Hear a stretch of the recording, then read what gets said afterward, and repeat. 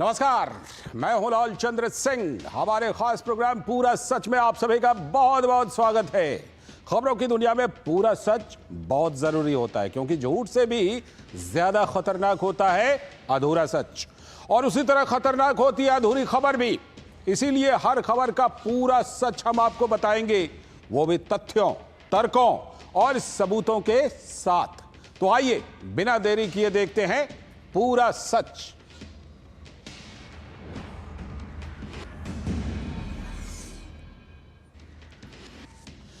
पाकिस्तान के राष्ट्रपति, पाकिस्तान के प्रधानमंत्री, पाकिस्तान के रक्षा मंत्री और पाकिस्तान के आर्मी चीफ, सभी को आजकल एक ही डर सता रहा है, और वो डर है 1971 वाला। वो 1971 जब पाकिस्तान दो टुकड़ों में बंट गया था और दुनिया के नक्शे पर पाकिस्तान अब सिर्फ इतिहास बनने एक बार फिर से जा रहा है। पाकिस्तान के पेट से अब एक नया देश पैदा होने वाला है। कम से कम पाकिस्तान में जो हालात बन गए हैं उसको देख करके तो यही लगता है पाकिस्तान अब कभी भी फिर से खंड खंड हो सकता है, क्योंकि पाकिस्तान में इस वक्त भड़क चुका है गृह युद्ध। जी हां, पाकिस्तान के बलूचिस्तान में बगावत है प्रचंड, और पाकिस्तान जल्द ही होने वाला है खंड खंड। तो आज पूरा सच में हम आपको बताएंगे कि कैसे पाकिस्तान के अस्तित्व पर संकट आने वाला है, और आज आपको बताएंगे कि क्या पाकिस्तान फिर से खंड खंड होने वाला है। इसके अलावा आज पूरा सच में हम आपको बलूचिस्तान की आजादी के संघर्ष की कहानी विस्तार से बताएंगे। आखिर बलूच लोग पाकिस्तान के वर्तमान रवैये से क्यों असंतुष्ट हैं और आहत हैं। आज हम आपको बताएंगे कि कैसे पाकिस्तान की सेना बलूचिस्तान की आत्मा को अपने बूटों से रौंद देती है। आखिर क्यों बलूचिस्तान में गायब शुदा लोगों की संख्या में हो रहा है इजाफा, और क्यों हो रही मनमानी गिरफ्तारियां और हत्याएं। साथ ही आज हम आपको बताएंगे कि कैसे बलूचिस्तान में अब बगावत की चिंगारी एक भयानक आग का रूप ले चुकी है, और यह आग कभी भी पाकिस्तान को न केवल जला सकती है बल्कि उसके और भी टुकड़े कर सकती है। बलूचिस्तान का संघर्ष एक भूगोल की नहीं बल्कि एक आत्मा की स्वतंत्रता की पुकार है, और ऐसी पुकार को दबाया नहीं जा सकता, केवल सुना जा सकता है। तो देखते हैं पूरा सच पूरे विस्तार के साथ। दुनिया भर में पाकिस्तान के नाम से मशहूर आतंकिस्तान, आप आतंकिस्तान के नाम से मशहूर पाकिस्तान कह लीजिए, पाकिस्तान के नाम से मशहूर आतंकिस्तान कह लीजिए। पाकिस्तान के अभी भारतीय सेनाओं के हमले से जख्म भरे भी नहीं थे, ऑपरेशन सिंदूर याद कीजिए। अब उसकी सेना अपने देश में भी जान की सलामती की दुआ कर रही है। बलूचिस्तान में लगातार हो रहे हमलों से साफ है कि बलोच लड़ाके लगातार मजबूत हो रहे हैं, और पाकिस्तानी सेना की पकड़ वहां पर कमजोर होती जा रही है।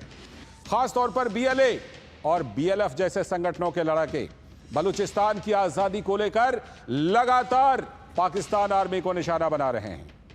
और इस बीच बलूच लिबरेशन आर्मी ने एक बड़ा दावा किया है। हालांकि डीडी न्यूज इस हमले और दावे की पुष्टि फिलहाल नहीं कर रहा। बीएलए के लड़ाकों ने मस्तुंग जिले में सुरक्षा बलों को निशाना बनाते हुए एक अभियान चलाया, जिसमें उसने लेवी बल की चौकियों और पोस्टों पर कब्जे का दावा किया है। संगठन ने साथ ही कहा है कि क्वेटा में भी उन्होंने कब्जा करने वाली सेना के एक एजेंट बाबुल हसनी को निशाना बनाया। यह ऑपरेशन बीएलए की खुफिया शाखा जिराब द्वारा की गई, और सूचना के आधार पर यह अंजाम दिया गया। बाबुल हसनी पाकिस्तानी सेना का एक प्रमुख एजेंट था, जो कि कथित रूप से कुख्यात डेथ स्क्वाड एजेंट जकरिया मोहम्मद हसनी के संपर्क में था, और कलात शहर और आसपास के क्षेत्रों में सक्रिय एक सशस्त्र गिरोह का नेतृत्व करता था। इसके अलावा मस्तुंग स्थित वली खान पुलिस स्टेशन पर नियंत्रण का भी उन्होंने दावा किया है। इस हमले के दौरान बीएलए लड़ाकों ने जहां पुलिस स्टेशन पर हमला किया, तो वहीं कई हथियार भी अपने कब्जे में ले लिए।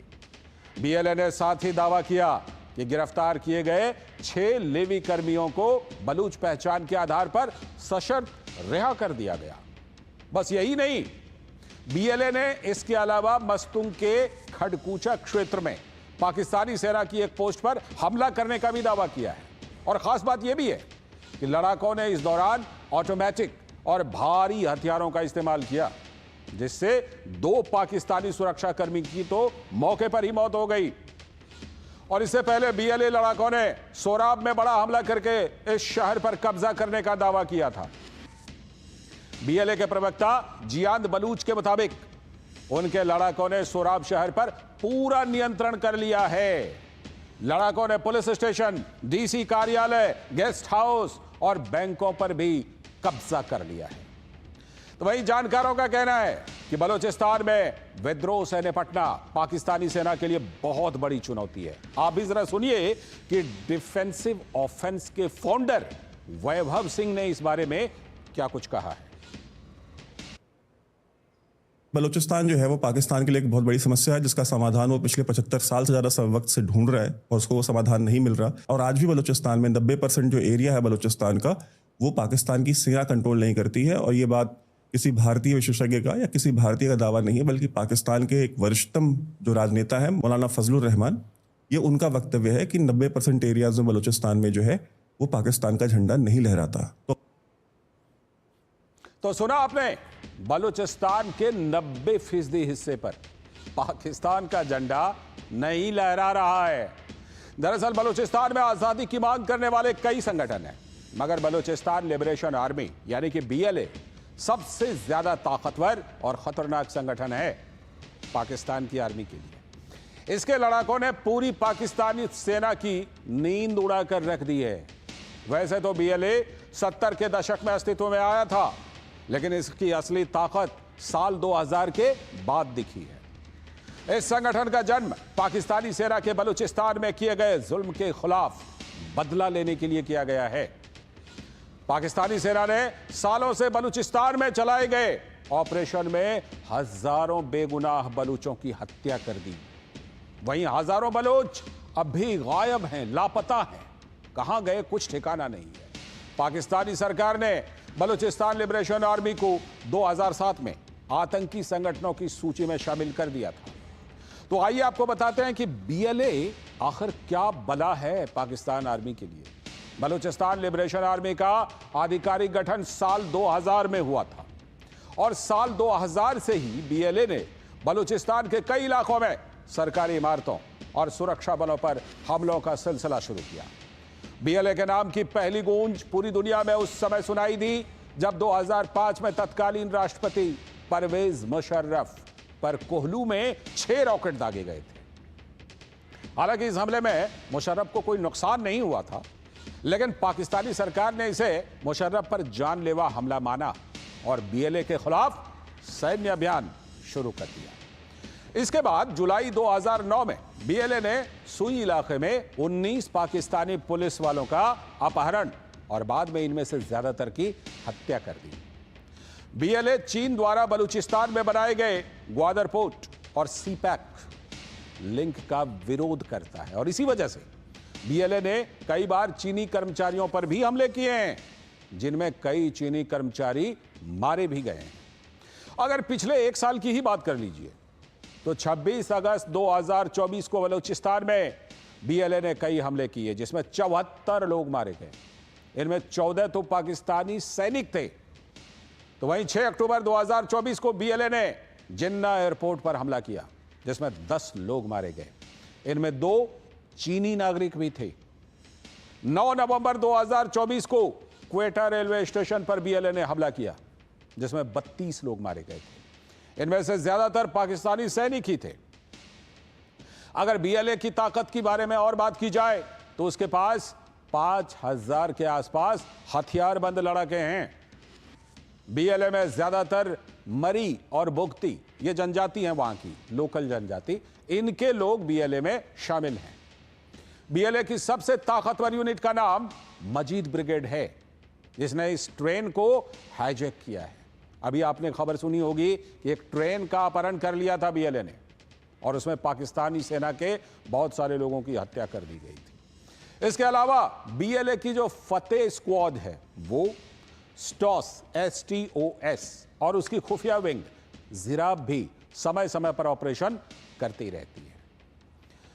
तो दरअसल बलूचिस्तान में कुछ बहुत बड़ा होने वाला है, उसकी आहट तो पहले से ही मिल गई थी, क्योंकि इसी 3 मार्च को यह खबर आई थी कि बलूचिस्तान में पाकिस्तान के खिलाफ लड़ रहे सभी विद्रोही गुट एक साथ आ गए हैं।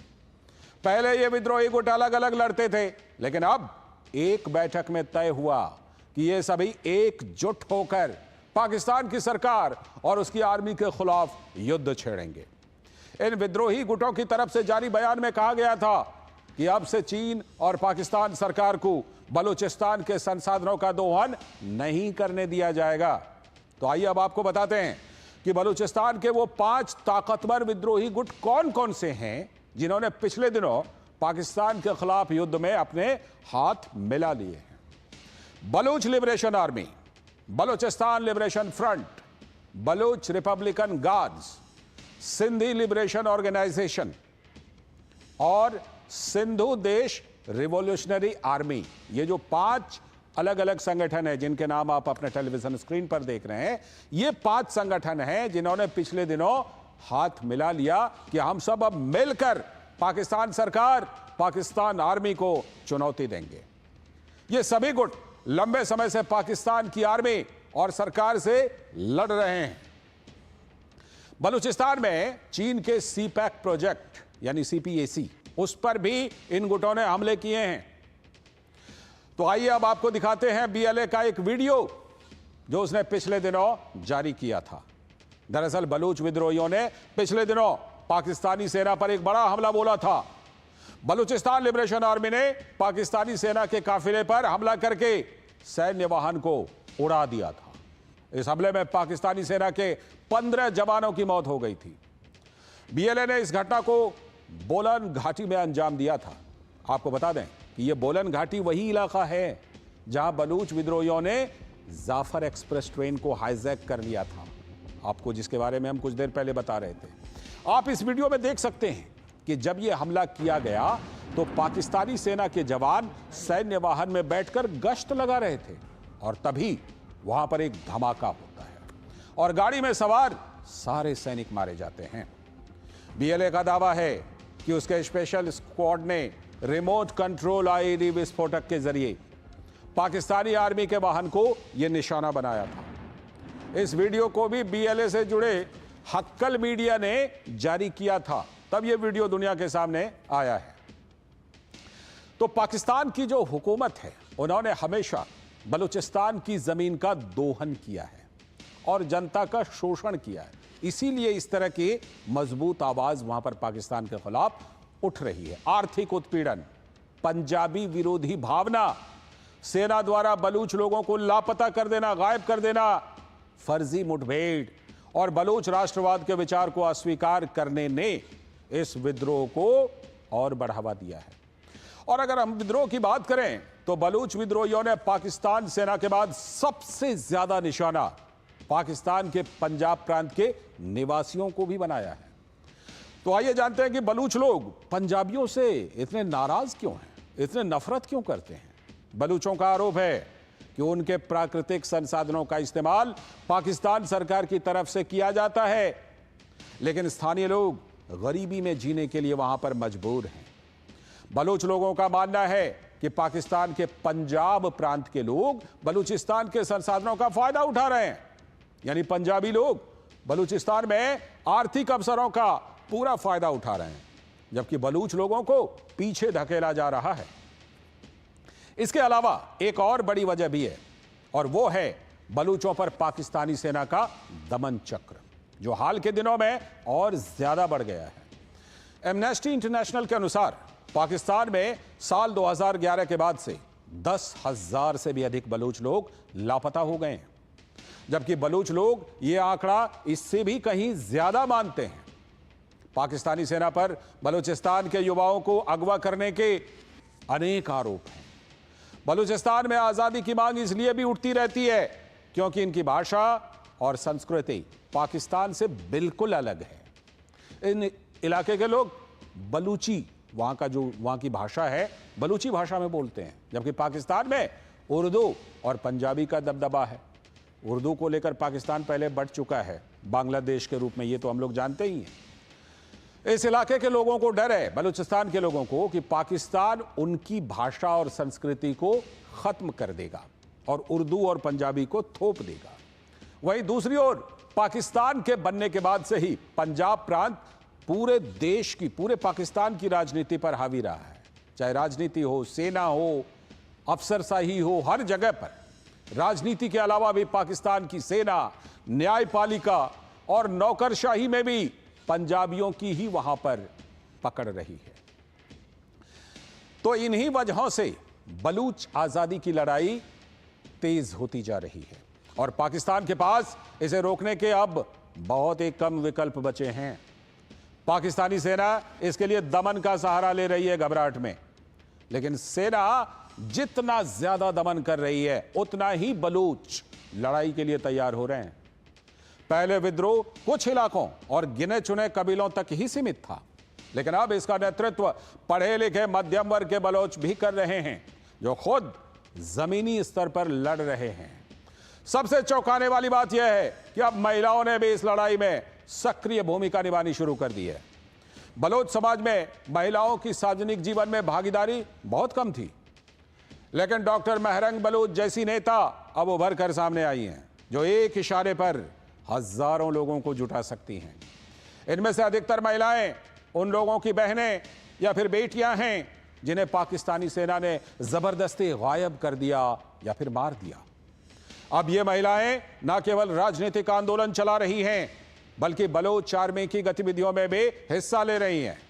आप भी सुनिए महरंग बलोच कैसे बलूचिस्तान की आवाज को बुलंद कर रही हैं और पाकिस्तानी सेना, अदालतों और हुक्मरानों के रवैये पर सवाल उठा रही है। बलोच ने 70 सालों से ये कहा था कि इस तर्ज तरीके से कोई भी मुल्क नहीं चल सकता है जिस तरीके कार से ये मुल्क चल रहा है, जहां कुछ एजेंसी के गुंडे मिलकर इसको एज अ कंपनी चला रहे हैं और ये तमाम अदारे यरगमाल है। लेकिन पाकिस्तान में मौजूद इन नाम नेहाद अदारों को, जिनको हम पार्लियामेंट अदालतों का नाम देते हैं, इन्होंने मजलूम कौमों की नस्लकुशी पर खामोशी इख्तियार की। बलोच ने अपने हक के लिए इनके पास गए, इनके दरवाजे खटखटाए, लेकिन ये लोग सिर्फ और सिर्फ फैसिलिटेटर बने रहे। इन सब ने एजेंसी के गुनाहों को साफ कर दिया, कानूनी तर्ज इख्तियार दे दिया और आज इनकी हालत ये है कि आज उन्हीं एजेंसी के गुंडों के हाथ उनके गिरेबानों तक पहुंच चुके हैं और आज उन्हें समझ आ रहा है कि आम आवाम, बलोच, पश्तून, सिंधी इतने सालों से इस रियासत से अपने जीने का जो हक मांग रहा था, उस हक की हक तलफी में आप सब शामिल थे। और आज हमारी ये तहरीक उन सब की तहरीक है जिसने ये कहा था कि पाकिस्तान में अदलिया है, पाकिस्तान में जमहूरियत है। ये है आपकी जमहूरियत, ये है आपकी जमहूरियत। देखें, देखें उसको, कितना उसकी भयानक शक्ल को देखें।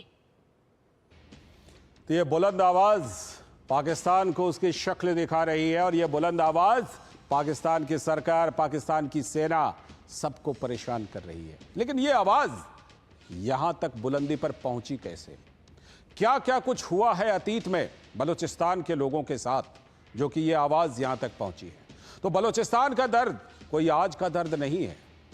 पाकिस्तान के बनने के तुरंत ही बाद बलूचिस्तान के लोगों ने विद्रोह, सरकार का क्रूर दमन और बलोच राष्ट्रवाद की एक लंबी श्रृंखला देखी है। बलूचिस्तान के संघर्ष की एक लंबी दास्तान है। तो आइए देखते हैं कि बलूचिस्तान का इतिहास आखिर है क्या और कैसे वो पाकिस्तान और उसके संस्थापक मोहम्मद अली जिन्ना के धोखे का शिकार हुआ था। बलूचिस्तान की आधुनिक कहानी 1946 से शुरू होती है, यानी भारत और पाकिस्तान की आजादी से भी पहले। तब तक भारतीय उपमहाद्वीप की आजादी तय तो हो गई थी। तब बलूचिस्तान के शासक मीर अहमद खान ने अंग्रेजों के सामने अपना मामला रखने के लिए जिन्ना को राज्य के वकील के रूप में शामिल किया। यानी मोहम्मद अली जिन्ना बलूचिस्तान राज्य के वकील थे। 1947 में दिल्ली में आयोजित एक महत्वपूर्ण बैठक में जिन्ना ने बलूचिस्तान की स्वतंत्रता के लिए तर्क भी दिए और इस बैठक में इस बात पर सहमति बन गई कि बलूचिस्तान आजाद रहेगा। इस केस को लड़ने के लिए फीस के रूप में बलूचिस्तान ने जिन्ना को उनके वजन के बराबर सोना दिया। जितना जिन्ना का वजन था तराजू पर रखा और उतना सोना, जितना भारी जिन्ना थे, वजन जितना था उतना सोना दिया, गोल्ड दिया। 11 अगस्त 1947 को बलूचिस्तान और मुस्लिम लीग के बीच एक समझौते पर हस्ताक्षर भी हुआ। बलूचिस्तान को भारत और पाकिस्तान के साथ ही आजाद होना था, स्वतंत्र होना था। जिसके बाद बलूचिस्तान के शासक मीर अहमद खान ने 12 अगस्त को बलूचिस्तान को स्वतंत्र घोषित भी कर दिया। भारत और पाकिस्तान ने स्वतंत्रता का जश्न मनाया। 14 अगस्त को पाकिस्तान ने, 15 अगस्त को भारत ने। तो बलूचिस्तान ने भी अपना पारंपरिक लाल और सफेद झंडा फहराया।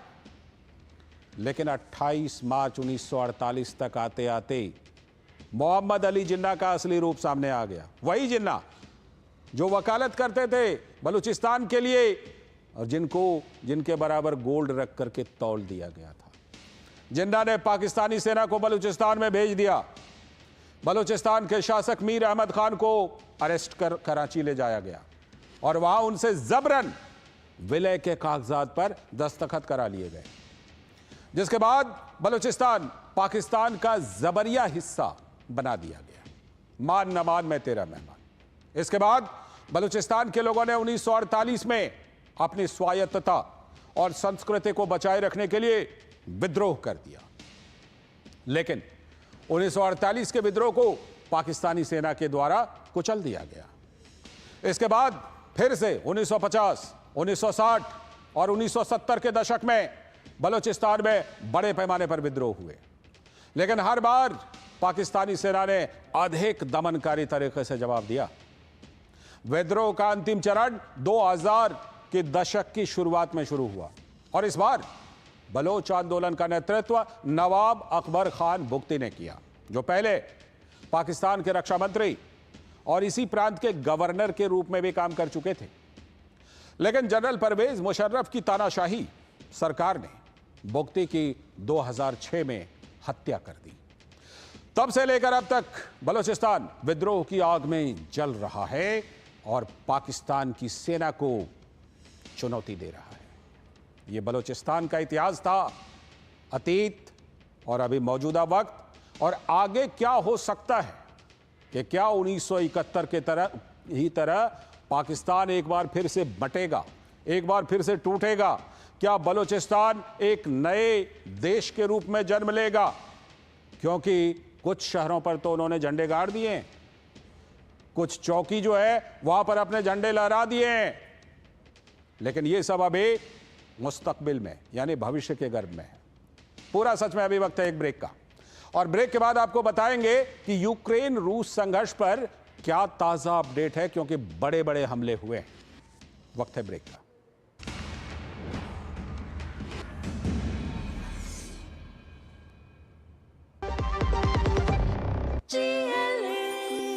जो लक्ष्य चुना था समझ आने लगा है।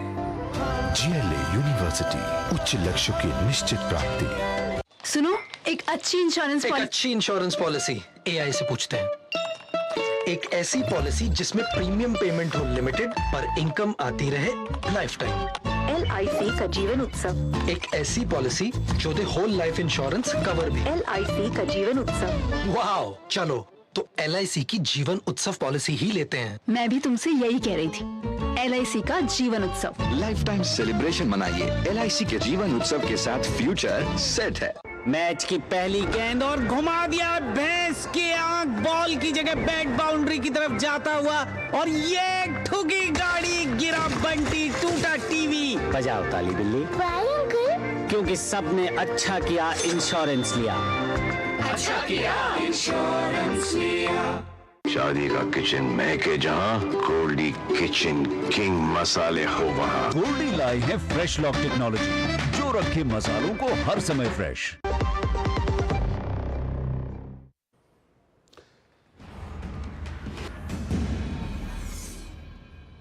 ब्रेक के बाद पूरा सच में एक बार फिर से आपका स्वागत है। चलते चलते अब आपको अपडेट दे देते हैं रूस यूक्रेन के बीच जारी जंग की, जो कि पिछले 3 साल से थमने का नाम ही नहीं ले रही है। इन 3 सालों की जंग में यूक्रेनी शहरों में भयंकर तबाही देखी गई। रूसी सेना ने यूक्रेन के अंदर घुसकर अंधाधुंध बम बरसाए, लेकिन यूक्रेन की तरफ से बीते कल बड़ा हमला हुआ है। पुतिन प्रशासन के लिए यह काफी नुकसानदेह साबित हुआ है। दरअसल यूक्रेन ने बड़ी ही चालाकी से रूस के 5 एयरबेस पर हमला बोल दिया और बम बरसाने वाले विमानों को तबाह कर दिया। यूक्रेन पिछले 1.5 साल से इस हमले की तैयारी कर रहा था और इस हमले में रूस के 40 से भी ज्यादा विमान तबाह हो गए हैं। रिपोर्ट के मुताबिक यूक्रेनी सुरक्षा एजेंसी ने इस हमले को अंजाम दिया, जिसमें फर्स्ट पर्सन व्यू ड्रोन्स का इस्तेमाल किया गया। इसमें A-50, Tu-95 और Tu-22 जैसे स्ट्रेटेजिक बॉम्बर्स को निशाना बनाया गया। यूक्रेन का रूस को यह दूसरा बड़ा सरप्राइज है। इस बीच कीव द्वारा रूस में कल बड़े ड्रोन हमले करने के बाद आज रूस और यूक्रेन के प्रतिनिधिमंडल के बीच तुर्की के सबसे बड़े शहर इस्तांबुल में बैठक हुई और रविवार को रूस पर हुए बड़े भीषण हमलों से बढ़ा तनाव बैठक में भी साफ तौर पर दिखाई दिया। बैठक 2 घंटे देर से शुरू हुई और मुश्किल से 1 घंटा भी नहीं चल पाई। दूसरे दौर की इस्तांबुल वार्ता में युद्ध रोकने को लेकर कोई बड़ी सफलता तो हाथ नहीं लगी, लेकिन दोनों पक्षों के बीच कुछ और कैदियों की रिहाई पर बात बनती हुई दिखाई दी। यूक्रेनी पक्ष ने दावा किया है कि दोनों पक्ष गंभीर रूप से बीमार और 25 वर्ष से कम आयु के युद्धबंदियों को अदला बदली करने पर सहमत हो गए। तो इसी के साथ आज के पूरा सच में फिलहाल इतना ही। कल फिर होगी आपसे मुलाकात अपने इस विशेष कार्यक्रम पूरा सच में किसी और सियासी मुद्दे की पड़ताल के साथ। तो मुझे और मेरी पूरी टीम को दीजिए अनुमति। फिलहाल नमस्कार।